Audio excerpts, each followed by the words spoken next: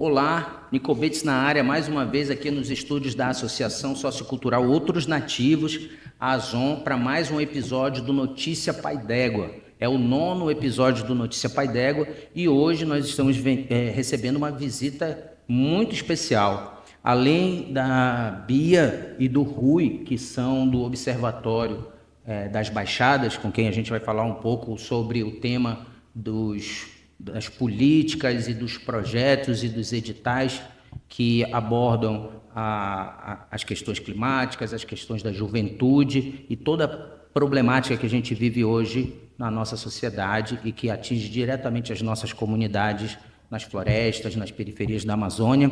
Nós estamos recebendo também a Vânia Carvalho, que é educadora popular do Fundo DEMA, nada mais, nada menos do que o nosso patrocinador aqui do projeto. Muito obrigado pela tua presença aqui, Vânia.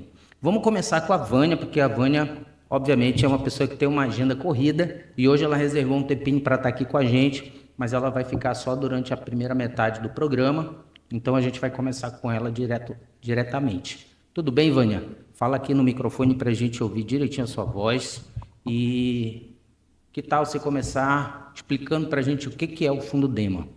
Por favor. Também, assim, primeiro, como Fundo DEMA, é um prazer muito grande estar aqui com vocês, né? A gente apoia vários projetos aqui na região metropolitana de Belém, então é um prazer estar aqui com essa equipe pulsante, né, que a gente vê de juventude, né, trazendo novidades para a cidade, né, e para a formação. Eu sou do Fundo DEMA, educadora, né? O Fundo DEMA, fundo que tem 22 anos, né? Ele foi fundado em 2003 e é resultado de um crime ambiental, mais um crime ambiental na Amazônia. Na época foi 6.000 toras de mogno amazônicos foram desmatados. E os movimentos sociais na época se revoltaram, porque antes era assim, quando apreendiam madeira, queimava as madeiras, iam para o leilão, e acabava voltando para a mão do próprio madeireiro, nesses leilões. Então, o pessoal, na época, os movimentos sociais da Transamazônica Xingu, onde foi retirada essas 6.000 toras de mogno, se revoltaram e disseram, não, a gente quer aproveitar essa madeira, beneficiar, né, e com recurso formar um fundo fiduciário. E foi fundado, né? E realmente a gente conseguiu, com o apoio do Ministério do Meio Ambiente, na época era a Marina, nesse período, né, 2002, 2003, e mais o Ministério Público Federal também nos ajudou. E foi fundado, e o pessoal mandou beneficiar a madeira, vendeu, e com esse recurso formou o capital inicial, fiduciário do Fundo DEMA, que chama. A gente só usa o que rende. O rendimento desse dinheiro. Esse dinheiro. Então, e até hoje é assim, o capital está preservado, né? Rendendo os investimentos. E a gente usa os recursos. Entendi. Eu me lembro dessa notícia na época e era muita madeira mesmo, muitas toras de mogno. O mogno, madeira nobre, caríssima, né? Hoje é proibido cortar mogno. Hoje está em risco de extinção, Extinção, né? E eu lembro também que DEMA era o nome de um dos militantes, uma das lideranças. Fala um pouco sobre o DEMA. Aí, pois é, esse nome DEMA, né, que é em homenagem ao Ademir Federici, que é uma grande liderança da região da Transamazônica, que veio naquela leva na ditadura militar, que era para ocupar a Amazônia, né? Então veio na migração do sul do Brasil para a região da Transamazônica.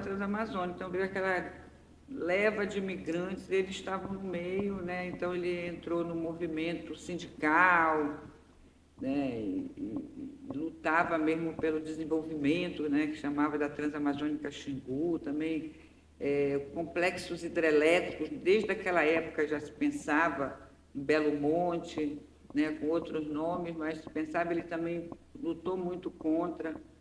E por isso ele foi assassinado na casa dele, na frente da família.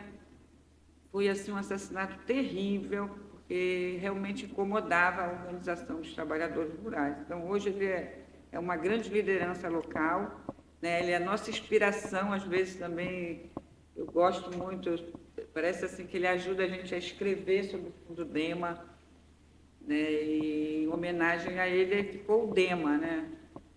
Aí, às vezes até o pessoal liga errado lá para o Fundo Dema, pensando que é a Delegacia do Meio Ambiente. A Mas Dema. a gente diz, não, não é, ligue lá para o outro número.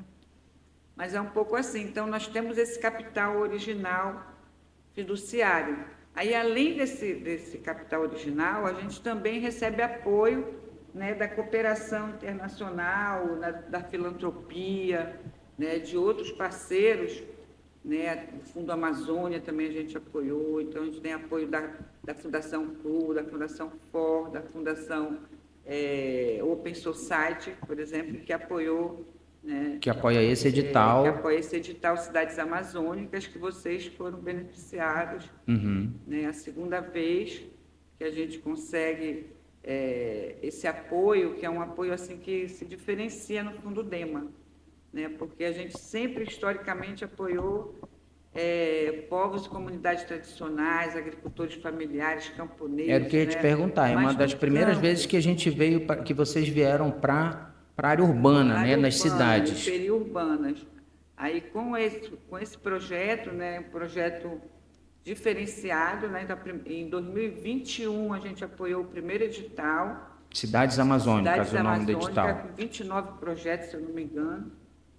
E agora, em 2024, a gente lançou o segundo edital com 26 projetos apoiados, né? Então, é uma riqueza para a gente do Fundo Dema, porque a gente, por exemplo, a gente atua também muito na agroecologia, que sabe essa relação campo e cidade, né? Então, os circuitos curtos de comercialização nas cidades, a gente já vinha atuando, mas nunca atuou, a gente nunca tinha apoiado nenhum projeto em Belém do Pará, por exemplo, né? Então, a gente viu uma demanda muito grande dos coletivos aqui, sobretudo coletivos da juventude, né, de mulheres também, né, de comunicadores. Então, você tem uma demanda, uma necessidade mesmo de recursos para avançar nessas áreas. Posso te dizer que aqui na nossa área, aqui no nosso território, na Sacramento, onde a gente está, foi fundamental um projeto de comunicação popular, de comunicação comunitária, porque aqui a gente tem um ecossistema assim, de muitas organizações, né? A gente tem a ARAL, a gente tem a AMAD, a CCSB, a gente tem o Grupo Mulheres Empreendedoras da Sacramento. É uma área que, historicamente, teve que se organizar para poder ter esse enfrentamento com políticas predatórias mesmo, né? A gente está aqui às margens do Canal São Joaquim, que era um rio há 30, 40 anos atrás, onde as pessoas da comunidade pescavam, tomavam banho, e hoje é um canal praticamente morto, né? Com uma grande obra ali que passou por cima das expectativas da comunidade mesmo. Então, nós mostramos aqui algumas reportagens que nós fizemos dentro do projeto, nós conseguimos, dentro das nossas limitações, pelo menos 2 grandes vitórias, que foi a conclusão do Canal das Malvinas, garantia da conclusão das Canal das Malvinas. A gente continua fiscalizando junto com a AMAD, que é uma entidade comunitária que há 11 anos protocolou o primeiro ofício para pedir a manutenção do canal. E agora está no meio da COP, das obras da COP, entre 2 grandes obras estruturantes, a do Canal São Joaquim e a do Parque da Cidade, o canal que liga o fluxo de águas pluviais entre essas 2 obras não estava previsto no projeto. Ou seja, aquele que impacta diretamente a comunidade foi ignorado. E graças a essa comunicação, a gente conseguiu, até agora, estar garantindo que o canal seja todo feito. A outra foi a Nova Aliança, uma comunidade muito carente, que já passou pelo período da macrodrenagem do UNA, né? Mais de 20, 30 anos, demorou as 2 primeiras etapas da macrodrenagem do UNA, e eles continuam sem saneamento. Então, assim, a gente não tem a cobertura da mídia tradicional, a gente não tem um efetivo diálogo com o poder público sobre essas questões. Quando tem, não conclui. Então, acho que um projeto de comunicação comunitária nesse sentido valoriza muito a luta dessas instituições. E o nosso objetivo inicial era exatamente colocar essas pessoas para terem voz e colocá-las em contato com essa juventude que você está vendo aqui nos bastidores do nosso programa, né? Porque muitas vezes também com essa questão toda que envolve a comunicação, que são as redes sociais, a juventude não tem contato com essa luta. Muitas vezes ela se afasta dessa luta, não quer saber, até porque não enfrentou as mesmas dificuldades que seus ancestrais passaram para poder ter um mínimo de saneamento básico, por exemplo, e aí e se afastam. Então, o projeto, a ideia era esse, trazer a juventude para junto dessas lideranças mais antigas. Quem sabe, formar novas lideranças, né? Mas, Vânia, me conta mais uma coisa sobre o Fundo DEMA, né? Você falou da origem do DEMA, daquela apreensão histórica de madeira lá na região da Transamazônica do Xingu. Agora está vindo o projeto para essa área urbana, graças à Open Society. E que outros editais vocês têm abertos agora e o que eles beneficiam, além do Cidades Amazônicas 2, que é o que a gente foi contemplado? Não, eu só queria completar um pouco, assim, Tá. que o mais interessante do Cidades Amazônicas 2 é que nós viemos para Belém, tá? Metade dos projetos desses 26, né, 24, 26 projetos, metade está em Belém, e onde, né? Então, que é justamente nesses bairros periféricos. Então, ele está na Sacramento, ele está no Juruna, ele está no Guamá. Então, sabe, várias áreas estão. A gente Terra firme. se achou na terra firme, né, no coqueiro, cremação. Então, assim, parece que o movimento social, né, se juntou para querer acessar esses recursos, né, que é nosso, né, o recurso da. Então, isso é muito interessante, gente. A gente vê o conjunto de projetos. São quantos no né, total nesse edital? São 26 projetos. Uhum. E eles se dividem, eu consegui dividir eles em 2 blocos. Tá. Um que é produção de alimentos e proteção de floresta, que são 9 projetos, então tem horto medicinal, tem sistema agroflorestal, até recuperação de áreas degradadas tem em Belém.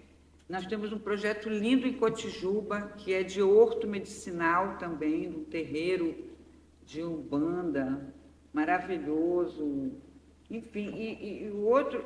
Então, nós temos esse conjunto, né, de produção de alimento e proteção de floresta, e o outro conjunto que aí entra, vocês estão dentro, que é de articulação cultural e luta contra o racismo ambiental. Então, os projetos eles se concentraram muito nisso, nessa temática, a questão do racismo ambiental, Sim. né, que a gente também trabalha muito isso, né, a questão, né, das desigualdades, né, as desigualdades estão muito grandes, então se você tem umas mudanças climáticas, injustiça ambiental, né, Sim. Você tem mudanças climáticas, mas quem é o mais afetado, como você falou, né, o pessoal das periferias, né, as pessoas mais que não tem vulneráveis, saneamento, que não tem suporte. saneamento. Como pode viver num lugar sem, né, sem saneamento, sem água adequada? Então, nós temos aí nesse segundo lote, né, de articulação cultural, então nós temos, está aqui a Agência de Comunicação Comunitária, a Oficina de Fotografia, de Música, Rede de Ação Cultural e Ambiental, articulação e formação de jovens quilombolas urbanos, que é uma coisa também que é o interesse de vocês, né? Teatro, artesanato, a questão do lixo. Tem um projeto lindo que trabalhou com autocuidado com as mulheres que fazem o lixo reciclado, sabe? De chorar, que eles mandam. A gente fica quando recebe uma foto, um vídeo desses projetos. Enfim, né, mapeamento, o pessoal dos terreiros também quer mapear e debater essa questão da segurança alimentar e nutricional, né, na alimentação dos terreiros. Enfim, é um conjunto de coisas que o que acontece? Aí as pessoas dizem, o Fundo DEMA, hoje nós apoiamos mais de 700 projetos, estamos com o edital aberto só para povos indígenas, um edital muito importante que também voltado para as mudanças climáticas, então o pessoal que está fazendo, os brigadistas, que estão lá fazendo ações para proteger do fogo, porque depois que o fogo chega também é bem difícil de você controlar, né? Então, tem vários projetos indígenas também de produção de alimentos e tal. Temos um edital de mulheres também para que elas sejam protagonistas, mas que também se protejam o grande medo da gente, essas mudanças climáticas, a próxima seca, né? A seca do ano passado apavorou todo mundo. Foi terrível. Né? Foi terrível, as pessoas que moram na beira de água, não tinha água, só tinha areia. Então, tanto é que o governo Rio federal Negro, o Rio Amazonas, naquela parte ali. O Rio Tapajós. Então, o governo federal, por exemplo, está com um programa de cisternas para a Amazônia. Olha que absurdo, cisterna, captação da água da chuva na Amazônia, né? Então, é uma loucura. Então, e o Fundo DEMA, ele tem, vamos dizer assim, vários editais. Nós fizemos agora para a Marcha das Mulheres Negras também, né, que vai ser agora, a Marcha das Mulheres Negras também foi lindo, participação de todo mundo. O CEDEMPA também foi fundamental, o Centro, né, de Defesa do Negro do Pará, bem articulado, ajudou a gente tanto a escolher esses projetos, selecionar os projetos, quanto também pensar o edital. Então, é muita riqueza. Aí o pessoal diz, pô, mas vocês estão com um edital novo, apoiando a cidade, né, áreas urbanas, periurbanas, e aí, né? Aí a gente vai olhar as nossas linhas de atuação, todos os projetos estão dentro dessas linhas de atuação, que a principal delas que até lembro sempre do nosso colega Matheus Waterloo, que foi um dos fundadores do Fundo DEMA, que faleceu há pouco tempo, né? Ele falava assim, que eu sou muito empolgada com indicadores, né? Então, por exemplo, nós chegamos a mais de 1 milhão de árvores plantadas em área definitiva, mas ele sempre lembrava assim, bacana esses indicadores, tantos 1.000 hectares recuperados, mas o fortalecimento das organizações e suas articulações é uma das linhas mais importantes do Fundo DEMA. Então, quando você fala desses projetos, onde a gente equipou muitas organizações, muitos coletivos, né, com equipamentos mesmo de trabalho, computador, máquinas, isso também reacendeu, fortaleceu e animou muito, muito essa galera, né? Foi fundamental aqui para a gente, Ivane. Pois é. Inclusive, é um tema muito caro para mim e para a nossa organização, porque vocês não são governo, né? Vocês são a sociedade civil também. E assim, eu tenho uma perspectiva como jornalista. Na minha trajetória, eu já fui assessor de várias secretarias de governo, já assessorei governadores, secretarias de Estado. Fui jornalista mesmo, de veículos de comunicação, liberal, Diário do Pará. Depois fui assessor de comunicação em governos. E assim, eu percebo que a sociedade precisa ter organizada, porque os governos vão e vêm, cada governo tem a sua perspectiva, muitas vezes tem uma perspectiva muito mais eleitoreira, muito mais eleitoral do que realmente uma perspectiva de transformação social, né? E equipar essas organizações, dar autonomia para essas organizações é fundamental. Porque senão a gente não vai conseguir vencer tudo isso que você falou, o racismo ambiental, a injustiça climática, fora todas as outras questões políticas que envolvem e ameaçam os movimentos sociais, os movimentos culturais, né, o meio ambiente. Então, assim, é muito bonito mesmo e eu sou grato e fico emocionado também com essa situação, tudo que você está falando, porque eu sei o quanto isso impacta na vida das pessoas que fazem parte desses movimentos, né? E aqui, com essa expertise que a gente desenvolveu, um pouco pela minha trajetória como assessor, um pouco pela trajetória de cada um que está aqui também, porque contribui desde a parte técnica até, a gente também está contribuindo com esses grupos aqui da Sacramento para que eles possam se estruturar de alguma forma. Então a gente dá assessoria também para projetos, sabe? Agora, quando tiver o próximo edital, a gente vai ajudar lá já o grupo Mulheres Empreendedoras da Sacramento, quem sabe a concorrer. Nós aprovamos um projeto para elas lá, aprovamos o projeto de um mestre de capoeira aqui da nossa comunidade, sabe? Mestre Diabim, que é irmão oh meu Deus, mestre Rai, mestre Mundico, que é um dos pioneiros da capoeira aqui no Pará. Ele está hoje fora, teve que amputar as 2 pernas por causa da diabetes. E o único mantenedor do legado dele é o mestre Diabinho, o mestre Leonardo, que hoje está com 61 anos. E ele desenvolve um trabalho belíssimo aqui na comunidade, é parceiro nosso. Então a gente auxilia também esses projetos e esses movimentos aqui. Então, em nome do Outros Nativos, da associação e dessa comunidade, queria agradecer sinceramente a contribuição do Fundo Dema a esses projetos, viu, Vânia? É uma satisfação enorme receber você aqui. A gente não quer ser, a gente não é governo, a gente gosta de políticas públicas, a gente sempre fala, nós somos estadistas, a gente quer sim políticas públicas adequadas, né? Os projetos, quando eles conseguem parceria, melhor ainda, né? Um projeto apoiado pelo Fundo Dema entra no currículo de uma organização, né? E isso também faz com que ela, às vezes, acesse outros recursos. Sem dúvida. O que a gente vê, a gente lembra, por exemplo, é importante esses fundos financiar, ter recursos, serem autônomos para financiar, por exemplo, em períodos de crise, como nós passamos. A grande seca, pandemia. Depois veio a grande seca, ainda veio o governo de extrema-direita. Esses recursos chegaram na hora certa. As pessoas, por exemplo, a questão da fome, a gente nunca tinha distribuído cestas, e com o apoio da Open, na época, com a crise no Brasil, o povo saindo da seca, essas cestas que a gente chamava de ação de solidariedade, foram fundamentais, gente, para manter, foi assim um respiro para as organizações, né?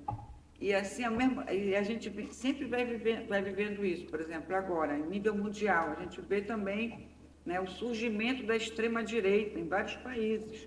Então, isso significa menos recurso da cooperação internacional para os outros países, porque a direita verdade. Só quer olhar o próprio umbigo, Corta não primeiro. quer ajudar ninguém, né?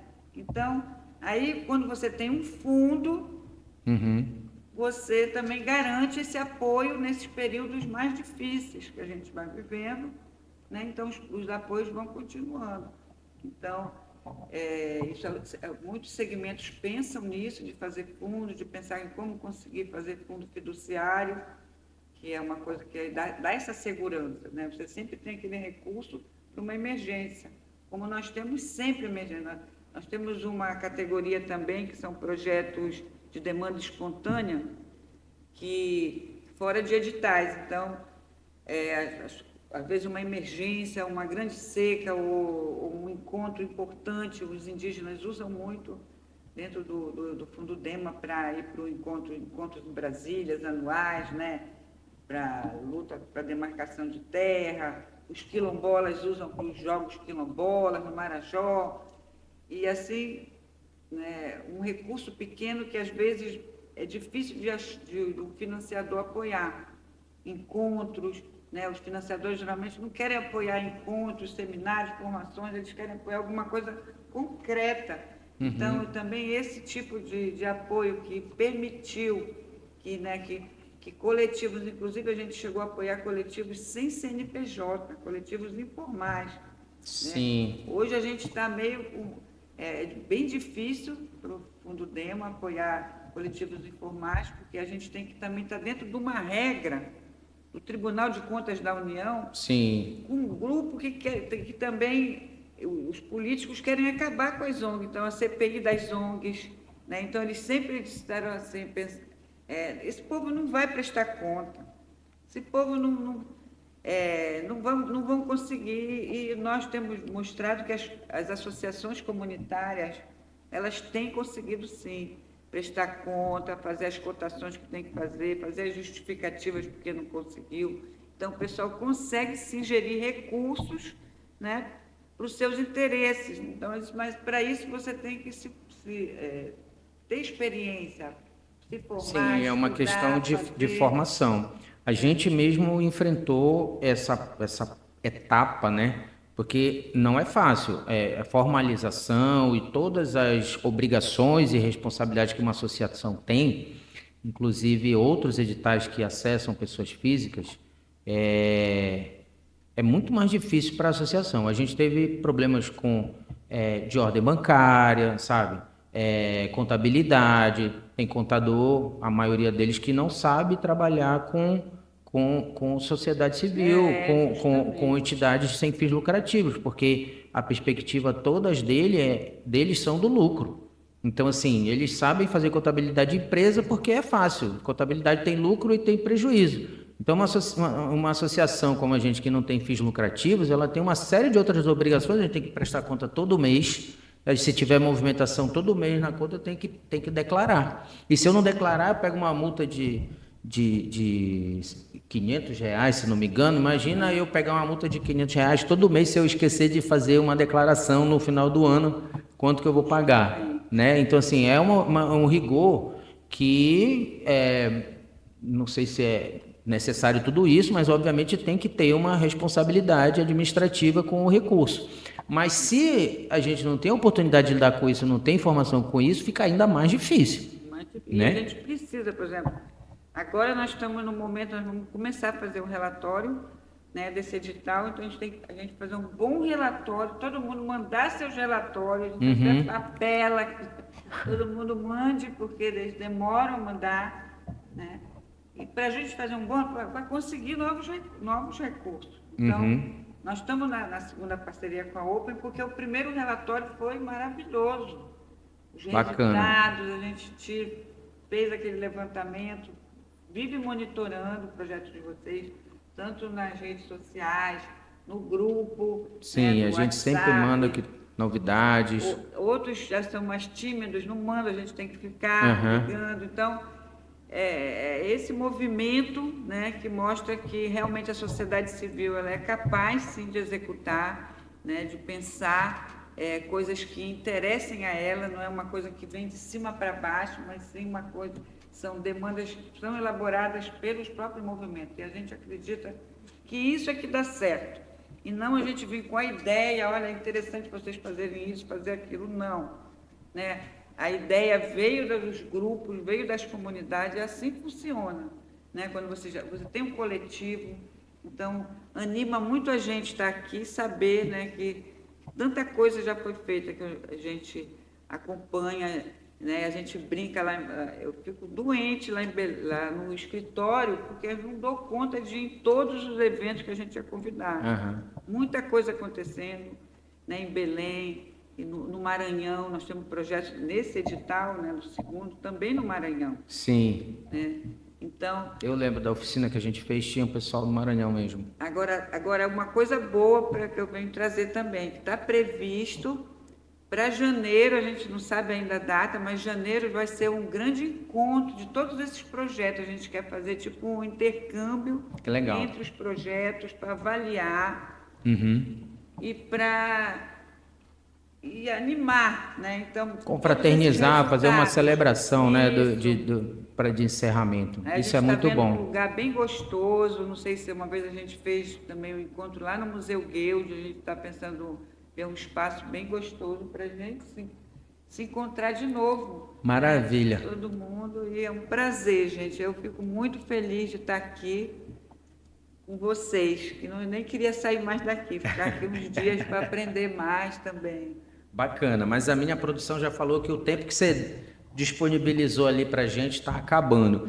Mas é uma satisfação enorme, viu, Vânia? Recebê-la aqui mais uma vez. Espero que você volte outras vezes, com mais tempo para a gente apresentar os outros projetos que a gente tem aqui também. Tem um estúdio de música aqui embaixo. A gente está preparando o nosso espaço cultural. Vamos fazer encontros musicais, vamos fazer bate-papo, cine-clube. Né? O que der para fazer, a gente vai fazer aqui. Tá bom? E trazer o resto da equipe. Temos uma coordenadora também, muito conversadora, que é a Graça Costa, que ela não pôde vir. E ela também, na próxima, ela vai adorar vir. Vamos marcar. Todo mês a gente está aqui. Maravilha. Obrigado, Obrigada, Vânia. viu? Obrigado mesmo. A gente vai fazer então um pequeno intervalo, porque a Vânia vai ter que sair, e a gente volta logo em seguida com a Bia e o Rui Gemac do Observatório das Baixadas. Esse é o Notícia Pai d'Égua, o 9º episódio da primeira temporada, patrocinado pelo Fundo Dema e o edital Cidades Amazônicas 2. Nós somos a floresta. Isso aí. Cidades Amazônicas, né, Vânia? Isso, Floresta Viva em Movimento. Exatamente. Daqui a pouco a gente volta, então.